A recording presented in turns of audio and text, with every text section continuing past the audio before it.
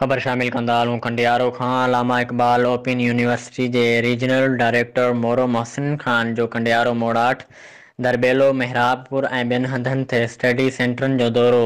उन मौक़े ते अलामा इकबाल ओपन यूनिवर्सिटी जे regional director Mohsin Khan media सां ॻाल्हाईंदे चयो त अलामा इकबाल ओपन यूनिवर्सिटी जे सेमेस्टर ख़िज़ान 2021 जे दाख़िलाउनि जे पहिरीं मरहले में मैट्रिक जनरल मैट्रिक दर्स निज़ामी इंटरमीडिएट जनरल इंटरमीडिएट कॉमर्स ऐं दर्स निज़ामी में दाख़िलाउनि जो आगाज़ थी चुको आहे। दाख़िलाउनि जी आख़िरी तारीख़ 6 सेप्टेम्बर 2021 आहे।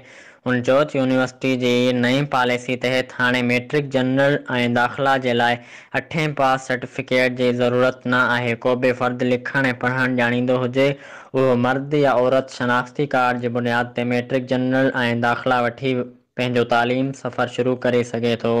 उन लाइ उस्ताद साहिबान ऐं इल्मदोज़ तबिके खां अर्ज़ु आहे त वधि खां वधि अवाम खे ऐं ख़ासि करे घर वेठल नियाणियुनि खे हिन प्रोग्राम में दाख़िला वठाए ॾियनि त जीअं इल्म जी रोशनी सां असांजे मुआशिरे में तरक़ी ऐं ख़ुशहाली जूं राहूं खुली सघनि। हुन चयो त दाख़िला लाइ form Allama Iqbal open university जे वेबसाइट तां डाउनलोड करे सघिजे थो। उन मौक़े ते साइट्स गुड regional part time coordinator Rahim Bakhsh Abbas Akhtiyar Ali Solangi Aftab हिसबाणी ऐं ॿिया पिणु हुआ।